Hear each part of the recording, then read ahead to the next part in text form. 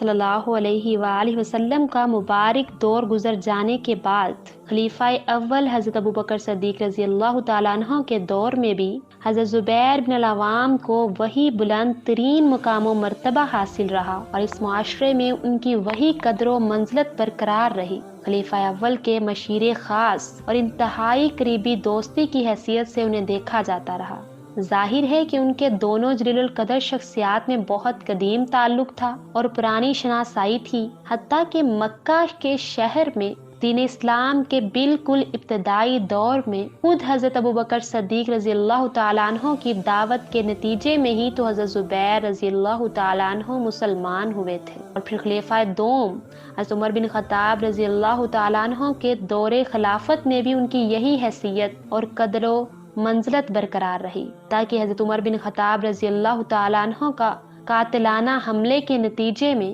شدید زخمی ہو گئے، بچنے کی امید کم تھی۔ تب اکابر صحابہ میں سے متعدد شخصیات نے یہ اصرار کیا تھا کہ امیر المومنین آپ اپنا کوئی جانشین مقرر کر دیجئے۔ اس پر حضرت عمر نے جن 6 افراد کے نام گنوائے ہوئے یہ تاکید کی تھی کہ یہی 6 افراد باہم مشاورت کے بعد آپس میں سے ہی کسی کو منصب خلافت کے لیے منتخب کر لیں۔ ان 6 افراد میں حضرت زبیر بن العوام رضی اللہ تعالیٰ عنہ بھی شامل تھے۔ 35 ہجری میں باغیوں اور شر پسندوں نے جب خلیفہ سوم حضرت عثمان بن عفان رضی اللہ تعالیٰ عنہ کے گھر کا محاصرہ کیا اور پھر انہی باغیوں کے ہاتھوں حضرت عثمان کی شہادت کا المناک واقعہ پیش آیا، اور پھر عرصہ دراز تک اس المناک واقعے کے بھیانک نتائج و اثرات مختلف فتنوں کی شکل میں مسلسل ظاہر ہوتے رہے۔ 30 ہجری میں بصرہ کے قریب دریائے فرات کے کنارے ایسا ہی ایک افسوسناک واقعہ پیش آیا، جو کہ دراصل یقیناً فتنہ قتل عثمان ہی کا لازمی نتیجہ تھا۔ اس افسوسناک واقعے میں تاریخ میں جنگ جمل کے نام سے معروف ہے۔ اس واقعے کے موقع پر جب حضرت زبیر بن العوام رضی اللہ تعالیٰ عنہ بھی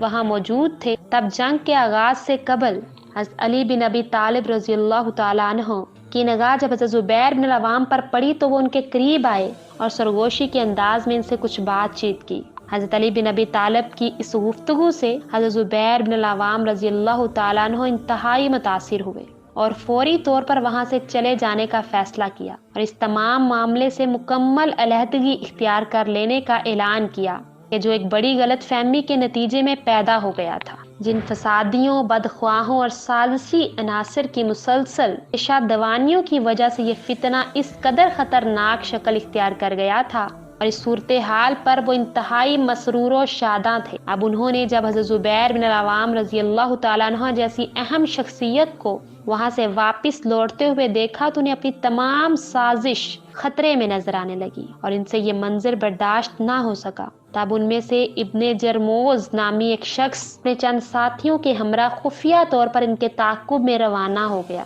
حضرت زبیر تنہا اپنے گھوڑے پر سوار اس مقام سے جو کہ بصرہ شہر کے قریب تھا بہت دور اپنی منزل یعنی مدینہ کی جانب روانہ ہو گئے۔ ابن جرموز اپنے ساتھیوں کے ہمراہ مسلسل تعاقب میں رہا، جبکہ اس دوران حضرت زبیر بن العوام رضی اللہ تعالیٰ عنہ کو اس چیز کا اندازہ نہیں ہو سکا کہ کوئی دشمن ان کے تعاقب میں ہے۔ آخر وادی الصبا نامی ایک مقام پر جب یہ اپنے گھوڑے سے اترے اور نماز میں مشغول ہو گئے، تب ان دشمنوں نے موقع غنیمت جانا اور عقب سے اچانک حملہ کر دیا، جس کے نتیجے میں یہ زخموں کی تاب نہ لاتے ہوئے موقع پر ہی شہید ہو گئے۔ یوں رسول اللہ صلی اللہ علیہ وآلہ وسلم کے یہ جلیل القدر صحابی حضرت زبیر بن العوام رضی اللہ تعالیٰ عنہ 36 ہجری میں بصرہ کے قریب اس دنیا فانی سے کوچ کر گئے اور اپنے اللہ سے جا ملے۔ بصرہ کے قریب ایک بستی میں انہیں سپرد خاک کیا گیا۔ وہ بستی انہی کی طرف نسبت کی وجہ سے آج بھی الزبیر کے نام سے معروف ہے۔